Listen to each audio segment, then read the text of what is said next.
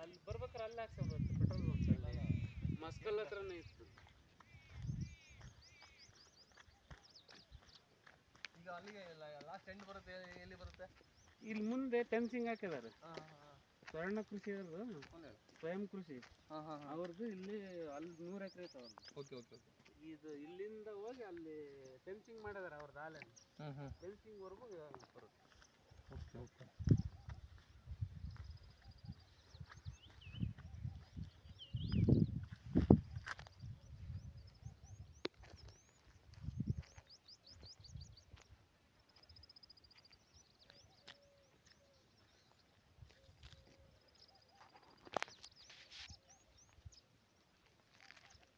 ಅದು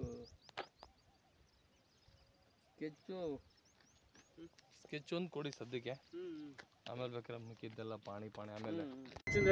ಎಲ್ಲಿದೆ ಅದು? ಅದೇ ಕೋರ್ಟಲ್ಲಿ ಇದೆ ಅದು. ಮತ್ತೆ ಅದನ್ನ ಕೋರ್ಟಲ್ಲಿ ಅಂದ್ರೆ ಯಾವ ತರ ಇದೆ ಅದು? ಯಾರ ಹೆಸರು ಇದೆ?